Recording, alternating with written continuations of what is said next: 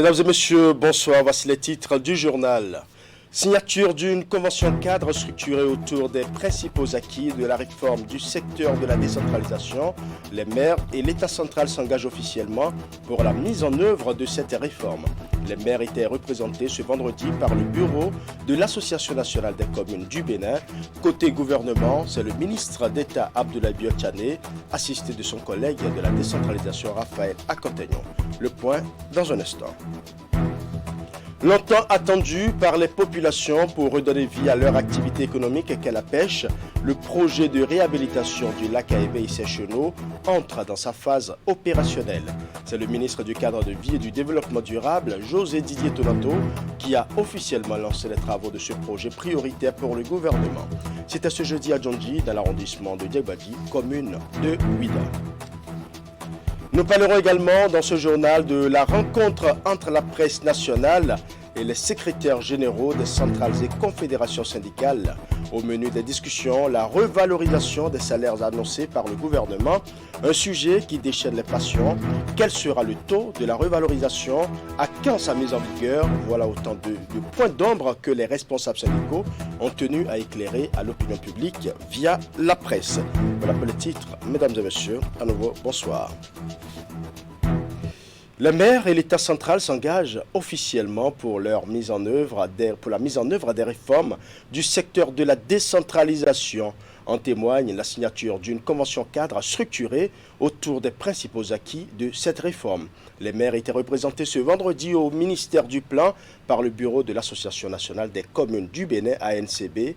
Côté gouvernement, c'est le ministre d'État Abdoulaye Biotchane, assisté de son collègue de la décentralisation Raphaël Akotegnon. Le point avec Herman Parfait à Niambosso. Entre l'Association nationale des communes du Bénin et le gouvernement du président Talon, les choses semblent aller vite et plus encore avec la présente cérémonie officielle.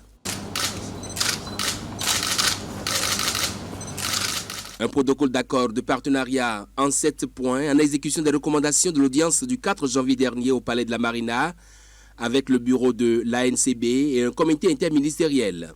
Toute chose que confirme la décision du Conseil des ministres en sa séance du 26 janvier dernier. Cet acte fondateur consacre ainsi le démarrage de la mise en œuvre effective de la réforme du secteur de la décentralisation telle qu'en dispose la loi 2021-14 du 21 octobre 2021 portant code de l'administration territoriale en République du Bénin. La signature d'une telle convention entre la NCB et le gouvernement est inédite. Vous convenez donc avec moi que l'ensemble des acteurs communaux de notre pays vit un moment solennel. L'acte posé en présence du ministre Raphaël Akotegnon vient retracer les principaux acquis de la réforme du secteur de la décentralisation, tels que présentés aux députés et aux maires, et qui vise une amélioration significative de la gouvernance locale.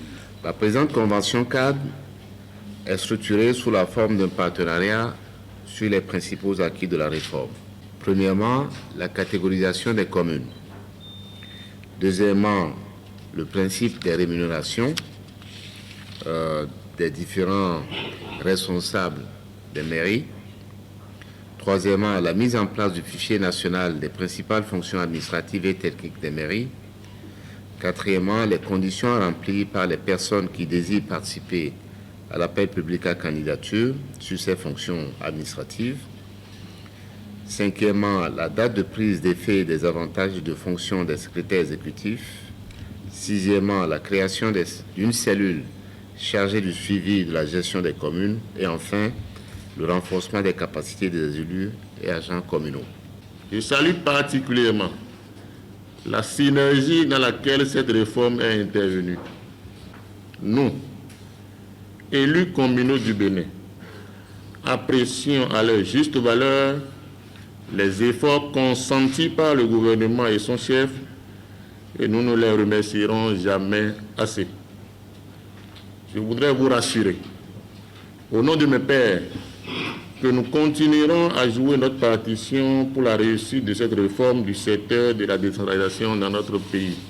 Ce vendredi 28 janvier marque un tournant décisif dans les rapports entre les communes du Bénin représentées par le bureau exécutif au grand complet et l'État central. Reste maintenant pour chaque partie à s'investir dans l'opérationnel pour une mise en œuvre effective de la réforme au plus tard, début avril 2022. Décentralisation toujours, la préfecture de Cotonou a abrité ce jeudi une réunion du conseil départemental de concertation et de coordination de Cotonou. Tous les acteurs impliqués ont répondu présents à l'appel du préfet Alain Ronla qui a officiellement conduit les travaux. Clément Tchadé pour les détails. En ce début de l'année 2022, le Conseil départemental de concertation et de coordination tient sa première session ordinaire. Une réunion importante qui regroupe ici à la préfecture de Cotonou les représentants de la municipalité, des responsables des services déconcentrés de l'État, des organisations de la société civile, du secteur privé et bien d'autres. Une première session de l'année qui se penche sur plusieurs questions de développement du littoral. Mais avant l'ouverture des travaux proprement dits, le préfet Alain Souro-Ronla a dévoilé les 3 points inscrits à l'ordre du jour avant d'adresser ses félicitations aux membres du conseil départemental pour le travail abattu au cours de l'année écoulée. Je veux citer, entre autres, la bonne tenue de l'élection présidentielle d'avril 2021, l'amélioration des recettes de la commune avec la création de guichets uniques dans tous les arrondissements, la libération des domaines publics maritimes de Plakodji et Fieyon 2. Néanmoins, toutes nos attentes pour l'année 2021 n'ont pas été comblées pour bon nombre de raisons. Ainsi, peut-on relever que le problème lié à la gestion des panneaux publicitaires dans la commune est toujours d'actualité. Le renouvellement de la régie relative à la gestion de ces panneaux est primordial. Aussi, assistons-nous impuissants à la recolonisation du domaine public libéré qui se fait persistante et il est nécessaire d'y trouver une solution radicale. De nouveaux défis qui amènent le préfet du littoral à inviter les différents acteurs à redoubler d'efforts pour l'atteinte des objectifs. Et pour y arriver, la préfecture propose déjà aux institutions de s'appuyer sur le programme d'action du gouvernement du second quinquennat de Patrice Talon qui regorge assez d'opportunités d'investissement, mais aussi des projets de développement. Par conséquent, j'invite chacun, de par sa position politico-administrative, à accompagner le gouvernement dans la mise en œuvre du PAG 2 et à jouer convenablement le rôle à lui confié par la République.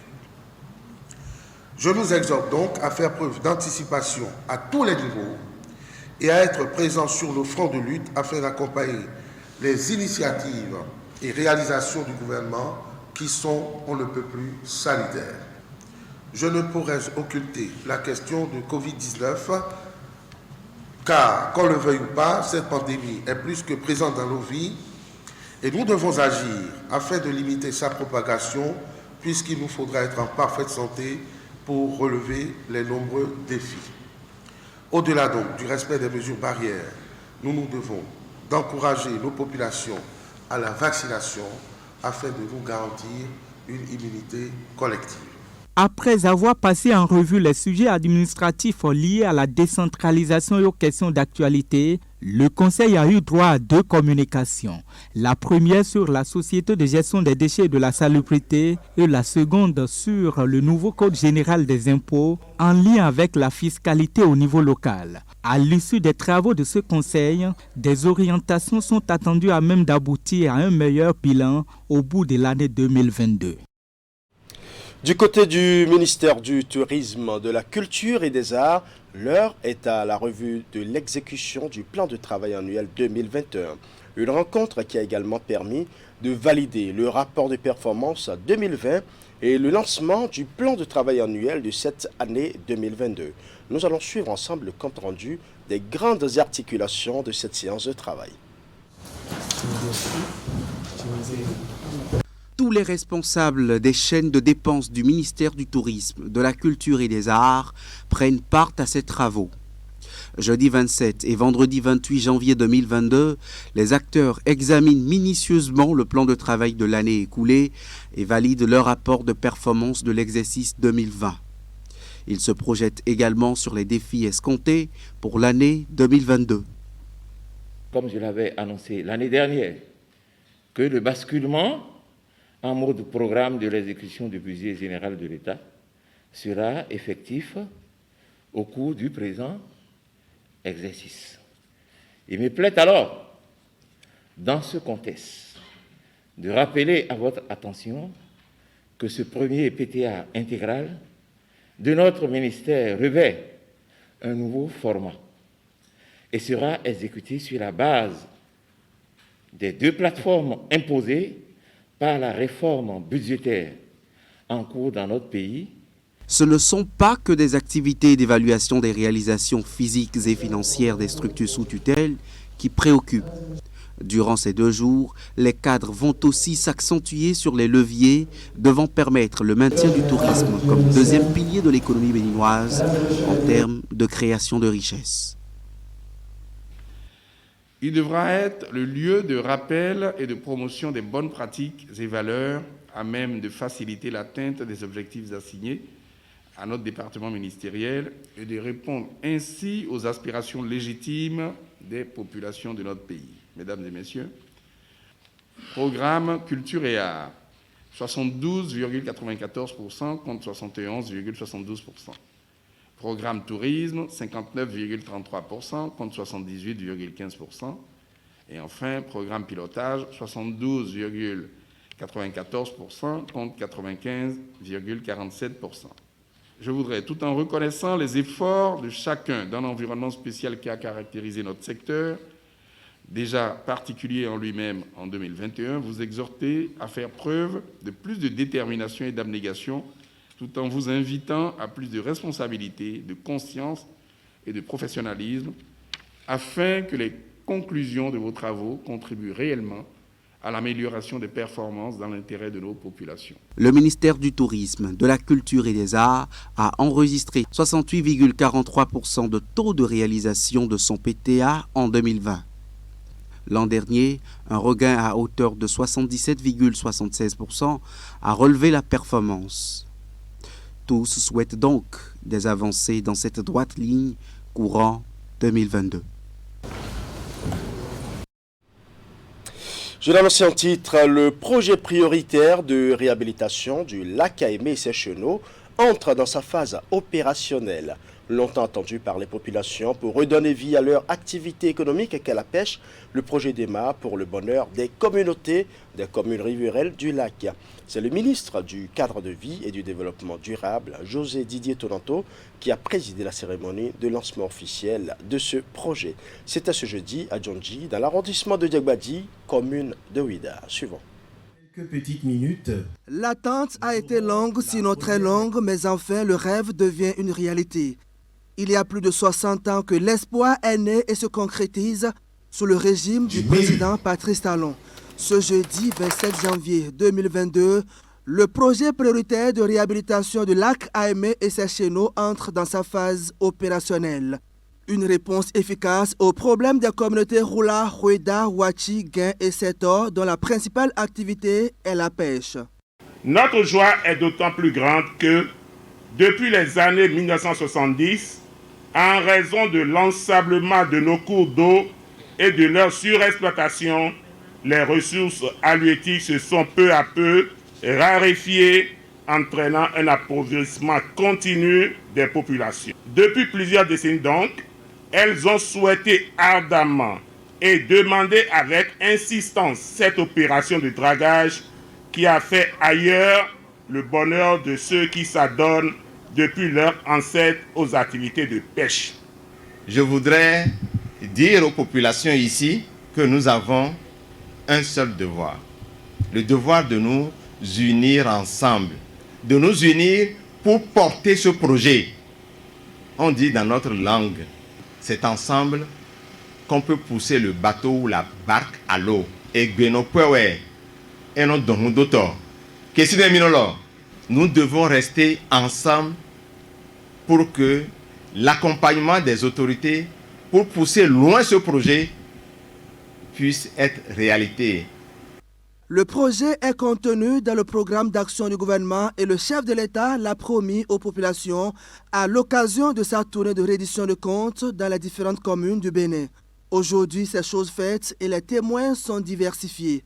Jeunes, femmes, têtes couronnées et gardiens de la tradition, personne n'a voulu se faire conter l'histoire. 6 communes riveraines du lac Aémé seront impactées par le projet. Il s'agit des communes de Ouida, Komé, Royogbe, Grand Popo, Bopa et Bamassé. Il convient de rendre un hommage appuyé et bien mérité, jamais suffisant au chef de l'État, le président Patrice Talon. Il est à l'écoute attentive du peuple béninois en général et en particulier des populations riveraines du lac Aémé de Seychono par sa vision éclairée et pragmatique et surtout son implication personnelle pour les projets de réhabilitation et d'aménagement de nos plans d'eau afin de faire de la promotion de l'économie bleue un facteur majeur de développement durable dans un contexte de changement climatique accéléré. Plus de 21 milliards de francs CFA. C'est ce que va coûter la réalisation de ce projet qui sera exécuté par l'entreprise chinoise Chek, spécialisée dans les grands travaux de réalisation des infrastructures portuaires, maritimes et lagunaires. Sa mission, le dragage et le reboisement de la mangrove pour repeupler le lac Aémé en ressources halieutiques. José Didier Tonato, ministre du Cadre de vie et du Développement durable, tient au respect du délai contractuel qui est de 12 mois. La population, elle, après le dragage pilote, souhaite une réhabilitation entière du lac Aémé. La révolution numérique est en marche au Bénin, plus besoin de se déplacer ou de faire de longues files d'attente pendant des heures avant de payer sa facture d'électricité. Les abonnés de la Société béninoise d'énergie électrique peuvent désormais effectuer leur paiement en ligne et ceci grâce à une plateforme digitale mise en service à cet effet. C'est une initiative du ministère de l'Énergie, appuyée bien évidemment par celui en charge du numérique et de la digitalisation. Narcisse Alosset pour les détails. Donc on va procéder au paiement par mobile money. Encore un pas de franchi dans la révolution numérique amorcée depuis peu par le Bénin. À la longue liste des e-services auxquels les Béninois s'habituent déjà, le pays ajoute ici celui concernant la société béninoise d'énergie électrique SB2E.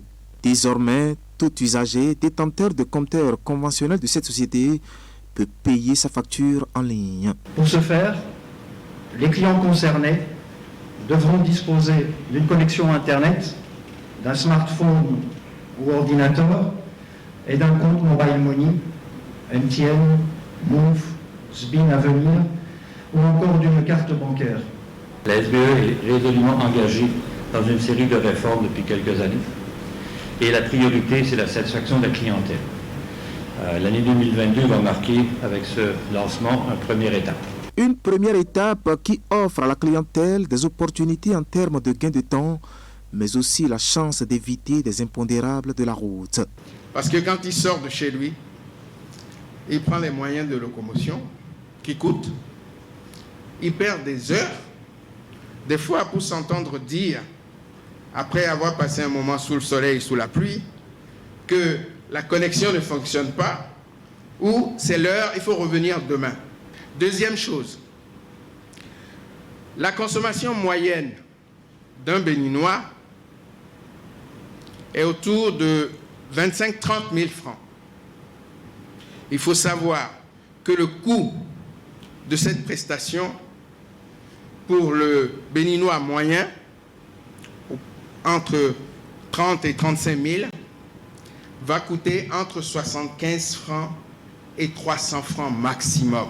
75 à 300 francs CFA maximum pour une prestation qui jusque-là exposait les clients à tout genre de risques. Cette avancée technologique, elle, est réalisée par le ministère de l'Énergie avec le concours du ministère du Numérique et de la Digitalisation. Sans énergie, le numérique n'est rien. Nous sommes dépendants aussi de l'énergie. Donc de mon point de vue, ce n'est pas qu'un e-service de plus, c'est un e-service qui vient vraiment apporter de la facilité aux usagers de la SB2E, qui vient leur permettre, comme je l'ai dit tantôt, de pouvoir s'acquitter de ce devoir de payer leurs factures de n'importe où et n'importe quand. C'est fini donc les tracasseries pour les détenteurs de compteurs conventionnels à post-paiement à la SB2E. La plateforme qui facilite ce paiement en ligne jouit du support technique de l'Agence des systèmes et services d'information, l'ACI.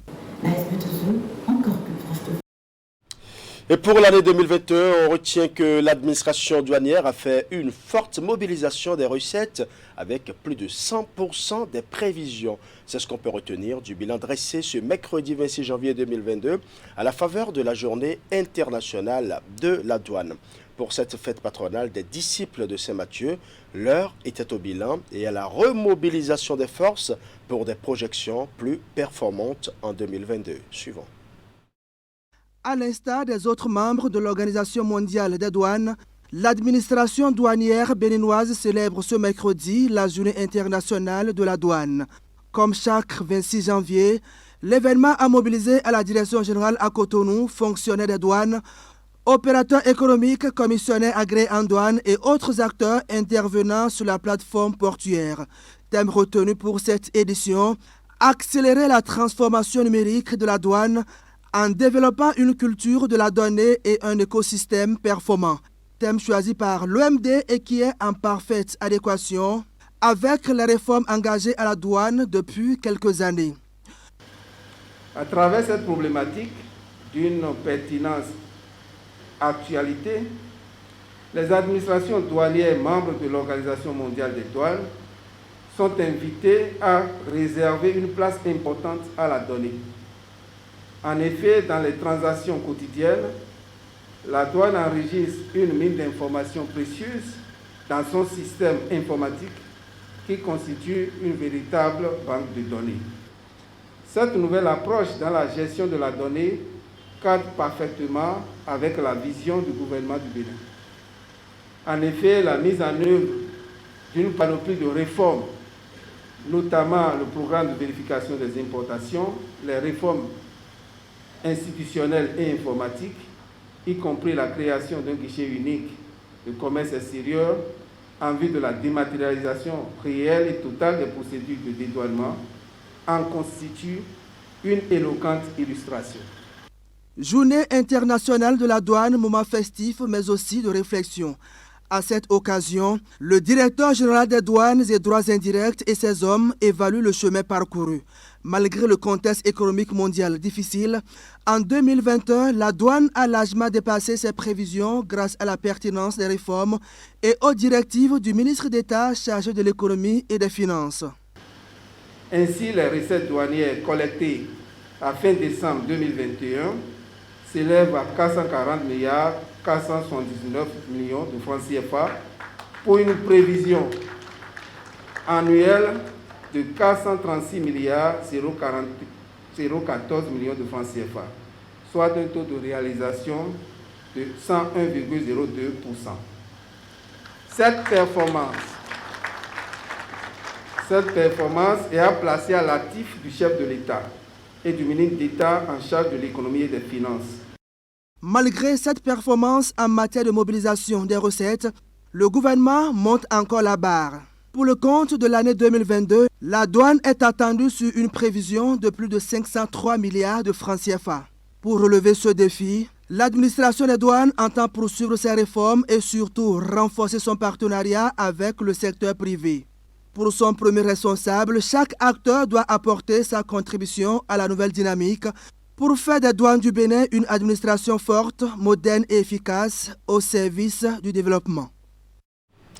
Nous allons à présent parler santé avec le premier plan quinquennal des soins palliatifs au Bénin qui était au cœur d'un atelier de validation à Cotonou. L'objectif de cette rencontre est d'amener les différents acteurs impliqués dans le processus à l'examiner pour améliorer le contenu en vue de disposer d'un document qui permet d'offrir aux populations béninoises dans les 5 prochaines années de meilleurs soins d'accompagnement en ce qui concerne les soins palliatifs. Oulia Tsanoussi pour plus de précisions.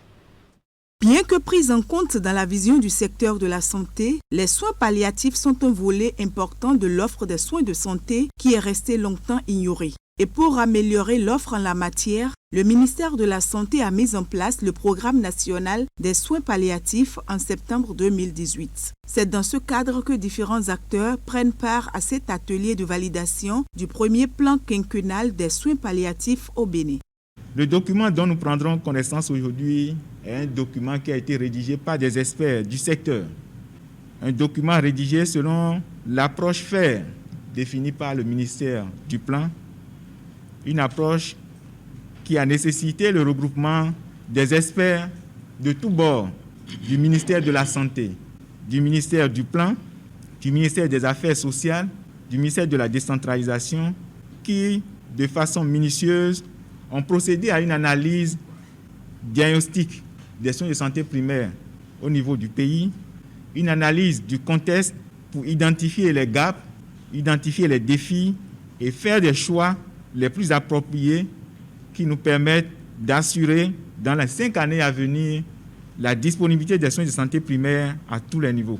Le processus d'élaboration de ce plan a commencé depuis environ 7 mois sous le leadership du Conseil national des soins de santé primaires, fortement appuyé par l'Agence belge de développement ENABEL. Les soins palliatifs en Afrique en général et au Bénin en particulier étaient jusque-là laissés pour compte, je dirais. Pourtant, les besoins en soins palliatifs ne cessent d'augmenter, comme nous le savons tous, avec l'augmentation des maladies non transmissibles et aussi l'augmentation de l'espérance de vie. Plusieurs patients se retrouvent vraiment, surtout en fin de vie, dans une situation de détresse physique, émotionnelle, psychologique et même spirituelle, qui est souvent assez déplorable. ENABEL, comme vous le savez, accompagne les actions clés du ministère de la Santé et nous sommes heureux d'avoir contribué à l'élaboration de ce plan.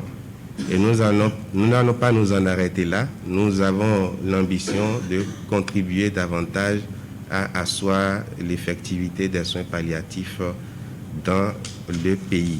C'est pour la première fois qu'il est élaboré un plan de soins palliatifs au Bénin et en Afrique francophone, et ce depuis la résolution WHA-67-19 de la 67e Assemblée mondiale de la santé qui exhortait déjà en 2014 les États membres à intégrer les soins palliatifs à tous les niveaux de leur système de santé.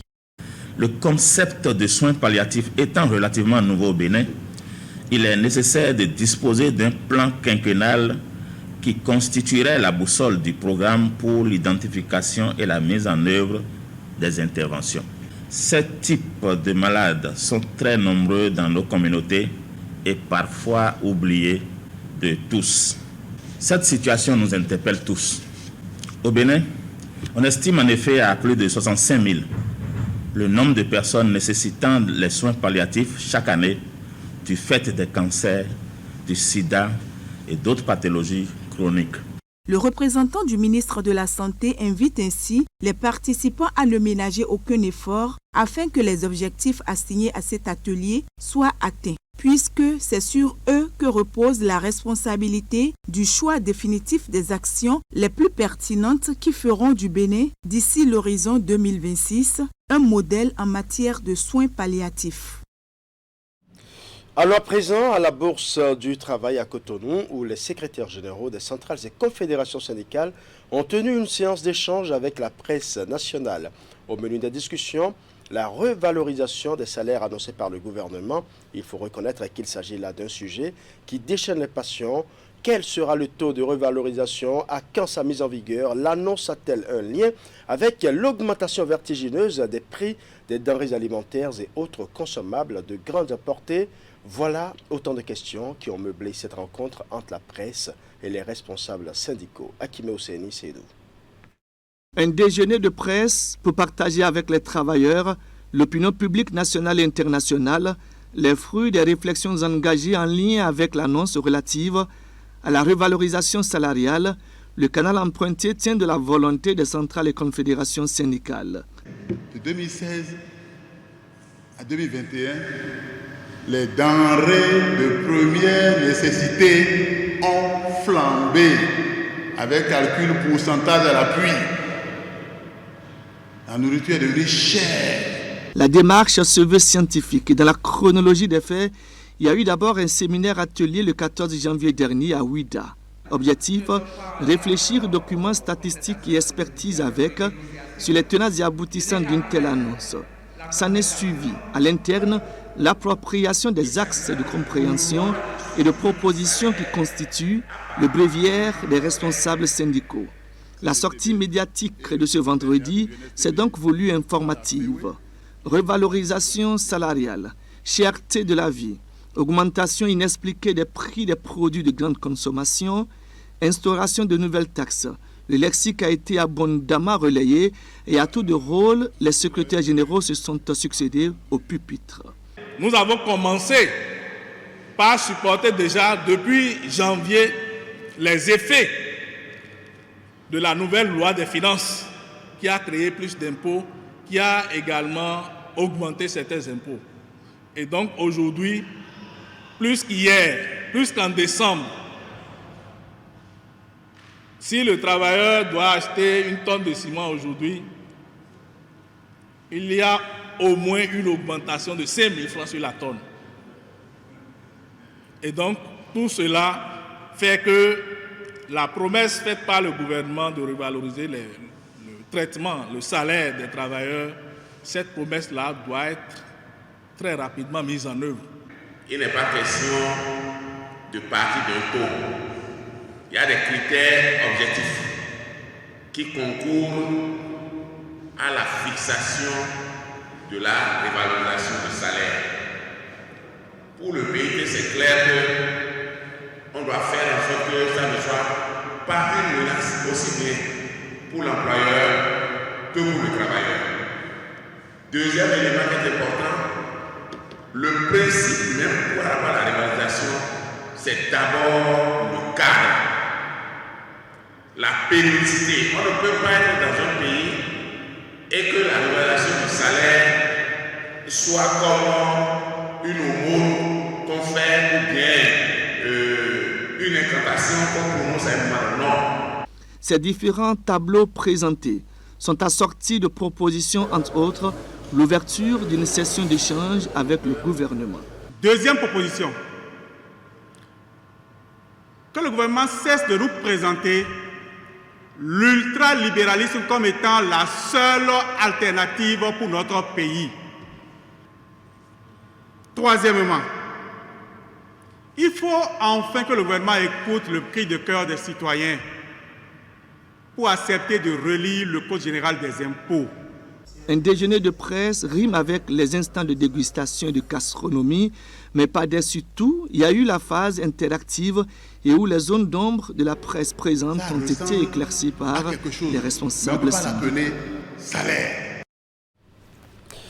Le 31 mars 2022, c'est la date butoir accordée aux occupants des boutiques de ceinturage du stade de l'Amitié, général Mathieu Kérékou, pour vider les lieux. C'est un ultimatum donné par le directeur de l'Office de gestion des stades du Bénin à travers une note en date du 18 janvier 2022.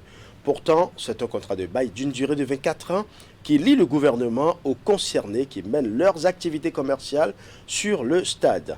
Dans quel état d'esprit se trouvent actuellement ces propriétaires à 2 mois de la date? Quelles dispositions sont-ils en train de prendre et quelles sont leurs doléances vis-à-vis du gouvernement qui veut mettre en œuvre le projet de modernisation du stade et ses alentours? La réponse dans ce reportage signé Idrissou Boukari. Stade de l'Amitié de Cotonou, devenu Stade de l'Amitié Général Mathieu Kérékou. À côté des activités sportives qui s'y déroulent, c'est le plus grand centre commercial hors marché au Bénin. Plus de 400 boutiques qui ceinturent le stade avec plus de 2 milliards d'investissements, plus de 50 bars ouverts à plein temps, une dizaine de banques et de sociétés d'assurance, plusieurs postes de stationnement des filles de joie, lieu de rendez-vous entre amis, tout y est.